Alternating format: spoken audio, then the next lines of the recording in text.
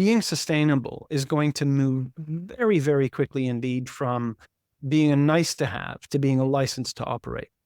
And that means that a lot of the ways that we've looked at sustainability in the past will also not be sufficient to explain and to interpret and to forecast about what's going to happen in the future, because when things become mandatory, it becomes a very different thing. When you go to your boss to say, we need to do this because it's the right thing to do, you're going to get a different answer than when you go to your boss and say, we need to do this because otherwise you're going to jail, or because otherwise we're paying 4% of our entire gross turnover in fines to the EU next year, right? So you're going to get a different answer. And that's where we're going very quickly. This episode is proudly brought to you by Mapper Forward's workshop, It's Time to Become a Coffee Consultant. Learn how to diversify your revenue streams and create freedom from your day job while saying goodbye to that alarm clock forever by becoming a consultant within the coffee industry or directly to consumers who have shifted towards home brewing and home roasting. Protect your income from challenging times in the coffee value chain by taking this course today. Go to mapperforward.coffee/workshops or click the link in the show notes for details. Welcome to the Daily Coffee Pro by Mapper Forward, friends. I'm your host, Lee Safar, and this is episode 5 of a fantastic 5-part series, which is a conversation about what's happening in cacao. Now, at the end of the last episode, we begrudgingly ended the episode because it was coming on half an hour, but we ended the conversation talking about the role of millionaires and billionaires, but specifically billionaires, in this whole thing that we're calling a supply chain, particularly in cacao.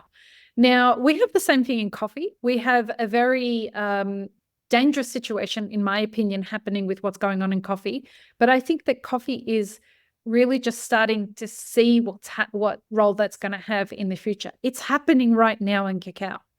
And we have a few things that are trying to push back against the power that the billionaires have, right?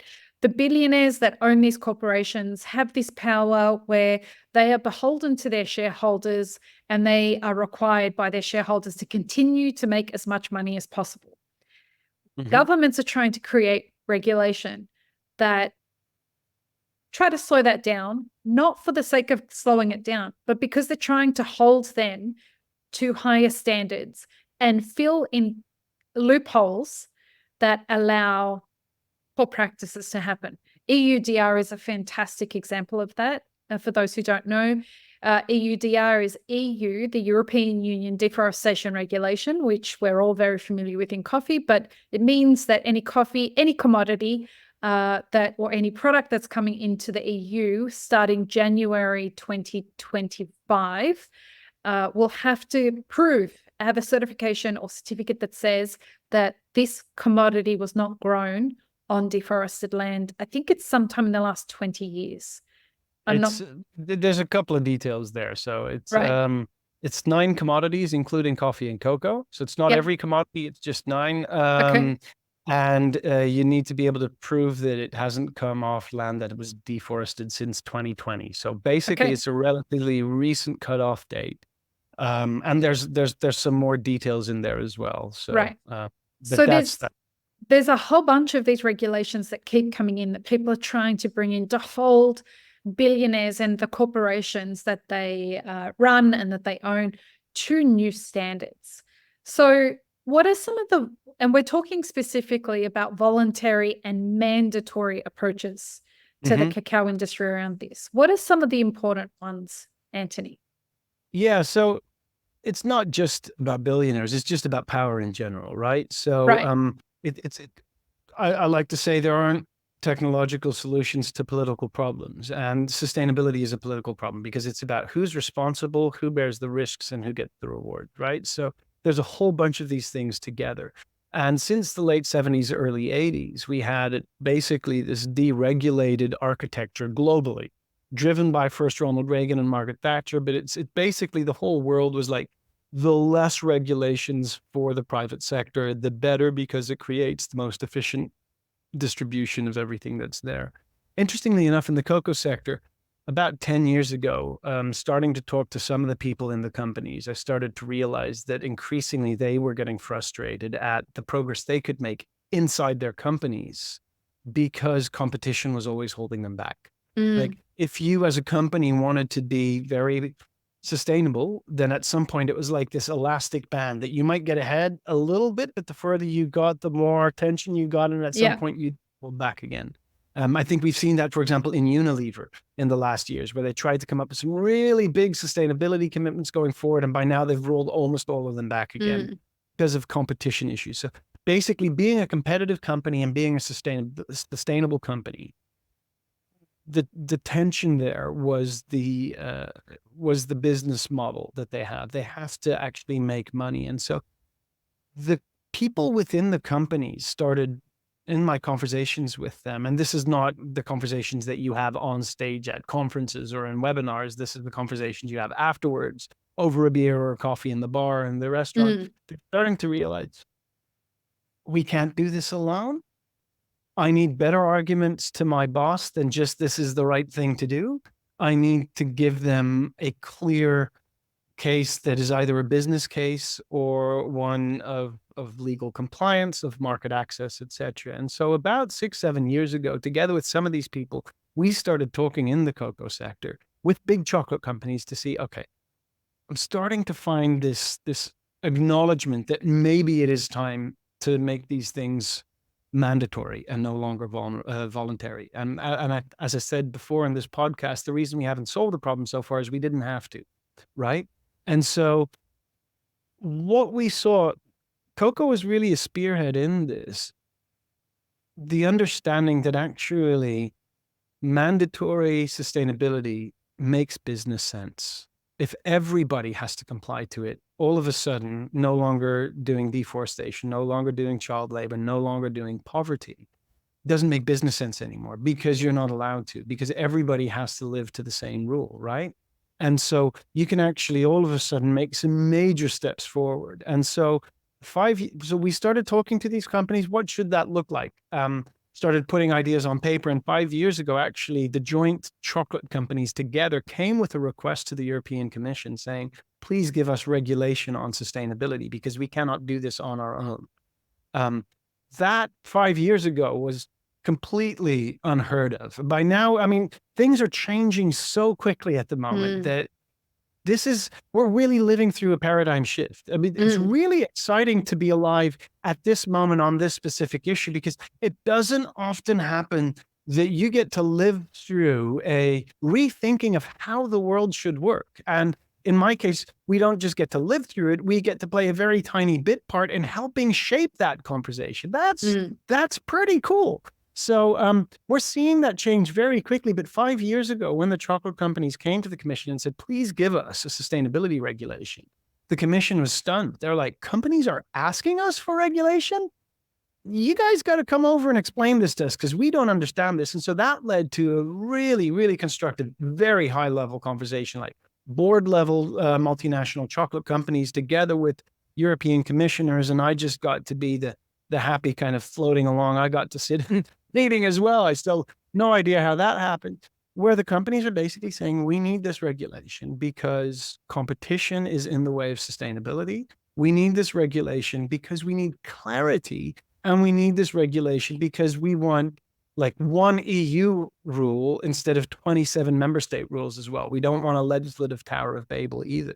And that has caused a movement. And there's a lot of other incentivizing incidents as to why the EU is doing that. But 6 months after that meeting, the EU announced we're going to develop a sustainability regulation. Now, a lot of other sectors and a lot of other people played a role there too. But I like to think that cocoa was one of the kickers that made that ball starting to move. Since then, we've seen everything change around the regulatory environment. So we're really going through a phase where being sustainable is going to move very, very quickly indeed from being a nice to have to being a license to operate. And that means that a lot of the ways that we've looked at sustainability in the past will also not be sufficient to explain and to interpret and to forecast about what's going to happen in the future, because when things become mandatory, it becomes a very different thing. When you go to your boss to say, we need to do this because it's the right thing to do, you're going to get a different answer than when you go to your boss and say, we need to do this because otherwise you're going to jail, or because otherwise we're paying 4% of our entire gross turnover in fines to the EU next year, right? So you're going to get a different answer. And that's where we're going very quickly. Pretty soon, the sustainability people are going to their CEOs and say, we got to do this. Otherwise, you've got a return trip to jail. We're going to see very different corporate responses to sustainability going forward. The big challenge with that is that it's not just like, I feel like a lot of these regulations are written for the corporates, but the consequences are borne by the small guy, whether it be small business like a cafe or a small roastery, or by the coffee producer who's trying to get their coffee into an EU country. And they're the ones, and the corporates defer responsibility back to those people and say, well, look, if you can get your coffee through, we'll buy it. But if not, then not. And this is where it becomes really, again, we're fucking with the power structure here. So it differs per regulation. I think maybe it's really interesting to kind of very like in seconds or less unpack. So there's not just one regulation coming at us. There's a whole bunch of them. There's the EUDR. The EUDR says this is a product-based regulation, says you're not allowed to import deforested cocoa, coffee, etc. Right? You've also got the Corporate Sustainability Due Diligence Directive. That's not product-based. That's corporate-based. That basically says Nestle needs to understand all of the major human rights and environmental challenges in their supply chain. They need to have appropriate responses to all of those challenges. They need to report regularly on whether their responses are working. And if they're not, they need to change their plans. What the CSDDD basically does, it says corporations are no longer allowed to look away from their problems. They need to acknowledge their problems, and they need to start doing something about that. And then there's a couple of other regulations around the reporting, like the Corporate Sustainability Reporting Directive, which says companies are going to have to start reporting honestly about the problems in their supply chain. The Green Claims Directive is saying, if you're going to make a sustainability claim on anything environmental, you better be able to back it up, because otherwise you're in trouble. So it's against greenwashing. There's also the forced labor regulation, which is largely written to bash the Uyghur slave labor in China, and rightly so. The US has a similar law. Actually, the US is also working on a similar law to the EUDR called the Forest Act. All of these things together will work in kind of a totality of all as well. But you do raise a good point that there's a challenge that it's not allowed to hurt smallholders. Now, the thing is, and we talked about this in the last episode, corporations are using these regulations and saying, oh, but it could hurt smallholders. Well, only if you choose to hurt smallholders. Right? That's your choice, companies.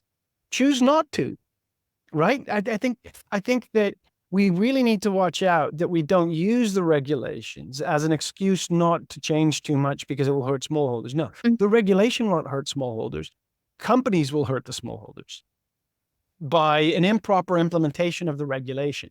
And so first point and I think specifically the coffee sector, and just, I don't know when this is going to air, but yesterday, the day before we recorded this, we saw the owner boss of Lavazza, Mr. Lavazza in Italy, going off on a whole bunch of complete, just bashing the regulation because they don't want to change things, because they're very comfortable with how the world is right now. Like, a lot of the companies are very comfortable because it suits their purposes. As we said in one of the earlier podcasts here, almost all of the solutions that we've tried so far have been chosen by the people in boardrooms because they suit the narrative of the boardrooms.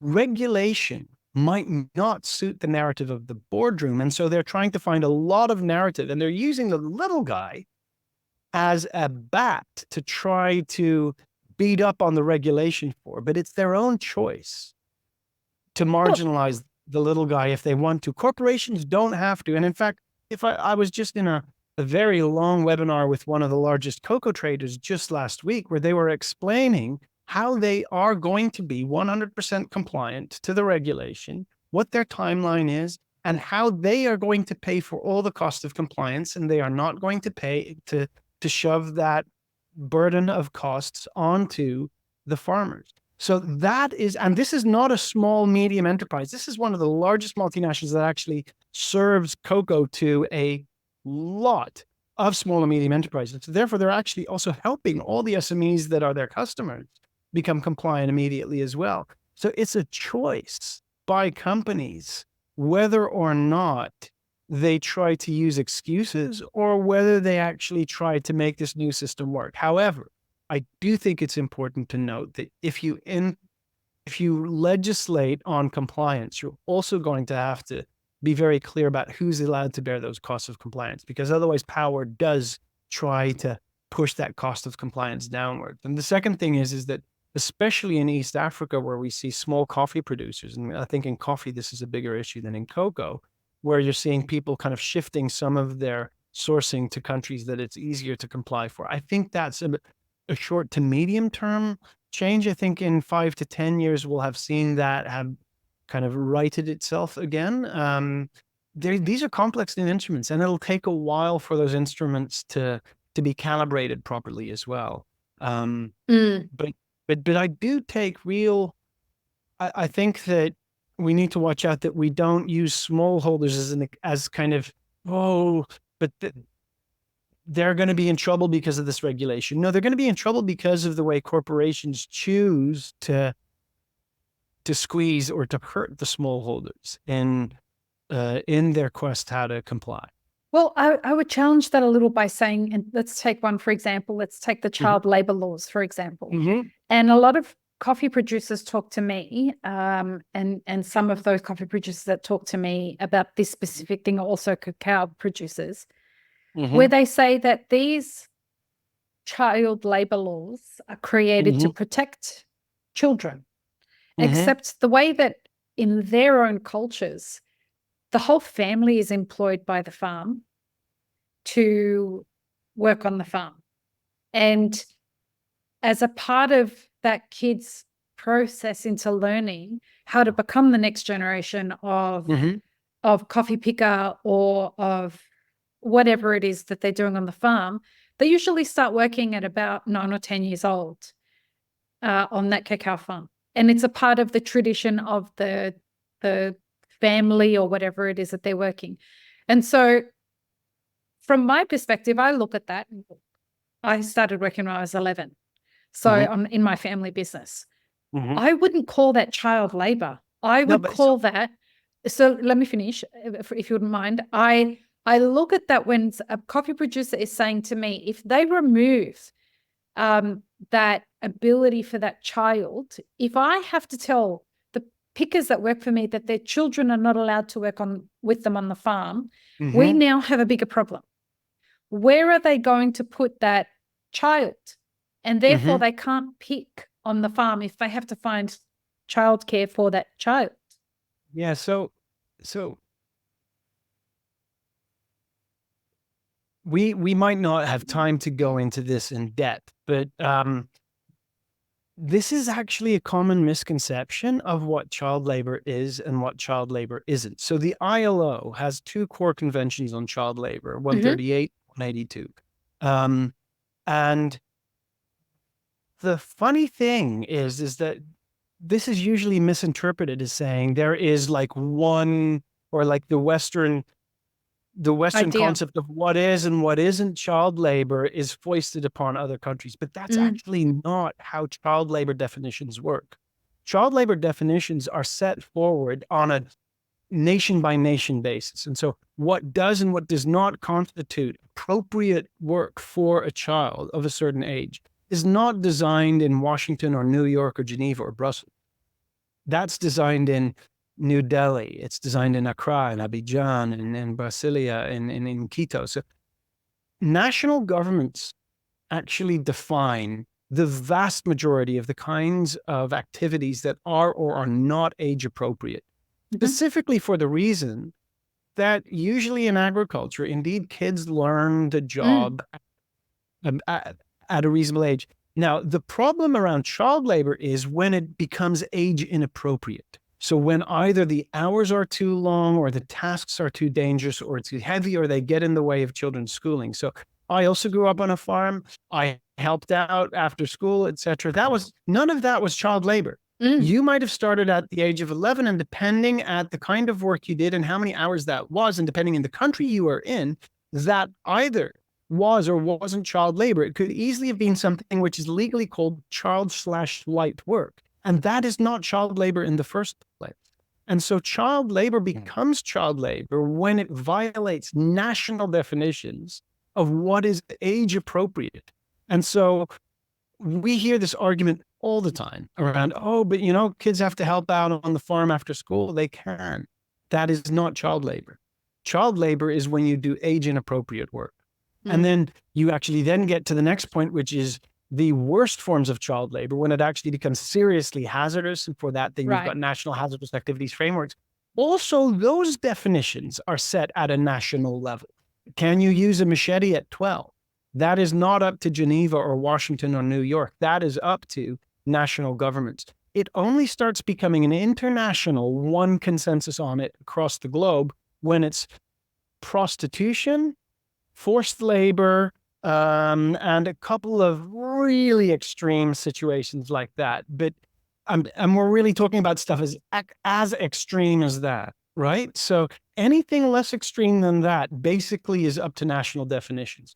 Can you carry a bag of 30 kilos when you're 12? That depends in which country you live in. And it depends how many hours you're going to do that. So these national definitions, they're actually almost all over the world. They are actually defined at a national level, but they're used as an excuse to avoid what needs to happen. And so at the moment, what you are seeing in a lot of sectors is corporations that for the first time are going to face real accountability for their actions. And they are trying to fight this real accountability tooth and nail with everything they have, whether or not their arguments are based on fact or whether they're based on whether they're working or not, is a lot less relevant than they don't care about whether it's true. They don't care about whether it's factual. They just care about we're going to be held accountable. And I think that also shows that it's necessary. Well, it's going to be interesting to see what happens in 2025. Like 2024 is looking to be quite the very interesting year when it comes to cacao and to coffee. I don't think we've seen anything yet. I think that 2025 is going to throw everything into a spin from a climate perspective, from a regulation perspective, and also from an empowerment perspective. I think that coffee producers and cacao producers are starting to understand how much power they actually legitimately have in the supply chain. And as they become more comfortable with that, I think that they're going to hopefully start to flex a little bit more, and that will leave those at who run businesses at the consuming end start to understand that perhaps they don't have the final say on everything. The tide, as you were saying, rightfully, the can that we've been kicking down the road in a lot of this stuff, that road is ending. And so accountability is now going to have to be had. With the major reduction in cacao, that is the first signs that this is starting to happen. Hopefully producers will see that as a moment where they can learn and figure out where the boundaries are around that power and really start to claw some of it back. I'm excited to see what these EU regulations are going to start to foster, because China's sitting around saying, hey, if you don't want to send your coffee or your cacao to Europe, we'll take it. I've had people from China come and have these conversations with me in person and say, listen, if you hear from any producers in coffee that no longer want to send their coffee to Europe, please get in contact with us. China, Korea, Japan, we have a vast need for as much as we can get. I believe that I don't know the coffee market well enough to be able to make any content about that, but cocoa, all of the big cocoa companies have been trying to break the Chinese market for decades now, unsuccessfully. There's just no market there. It's not a part of their culture. Like the gateway into that. Don't like it. They just don't like chocolate that much. It's just not part same of as food. India. No. So there's like 2.5 billion people in India and in China. That's like a potential growth market that these companies have tried to breach for decades now. And believe you me, if there's one thing that these companies are good at, it's actually trying to market their product to people, right? That's the whole bread and butter of their organization. Yeah. Aren't able to make that work. So I don't know what that's like with coffee, but I do know for cocoa that for the next decades, the consumption market is Europe and the United States and Canada.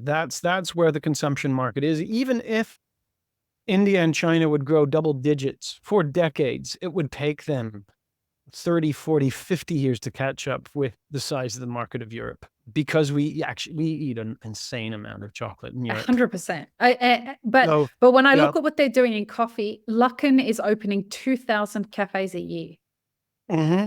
And they haven't even penetrated the market yet. Yep. It's, it's huge. It's wild.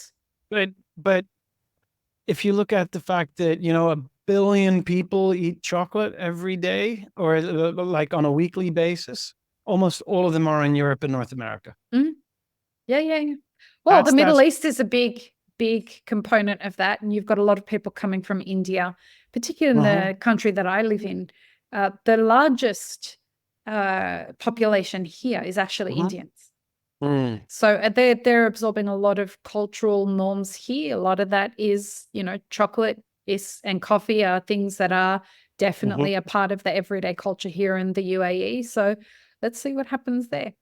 Anthony, this has been a fantastic conversation. Thank you for sharing your knowledge with us, and the little bit of jousting that happened is always fun on this podcast. Where can people get in contact with what you guys are doing? We're really easy to find on the internet, voicenetwork.cc. So C for coffee, C for cocoa. Okay. I was like, I don't know. Where is that? Okay. That's where you can, most of the voicenetwork.com.org are like really boring internet and telecom companies. So, okay, great. But thanks so much for having me, Lee. I've really enjoyed it. So it's my pleasure. Yep. We will include links in the show notes, folks. And go check it out. And I hope you've enjoyed this series. We have a tradition on this podcast where we get the guest to sign off the last episode with our usual sign off. Would you mind doing that for us? So I'm gonna. This is also a test to see whether I've been paying attention to how you've signed it off, right? But my name's Anthony. This was a great podcast series with Lee Safar, and peace, love, and peanut butter, everybody. You passed. Have an amazing rest of your day, everyone. Bye. I really hope you enjoyed this episode, friends. Please don't forget to show us some love by subscribing, liking, commenting, and most of all, sharing this podcast with your friends. Check the show notes for links, including our sponsors and our Patreon, and stay tuned for more great conversations on the Daily Coffee Pro by Map It Forward.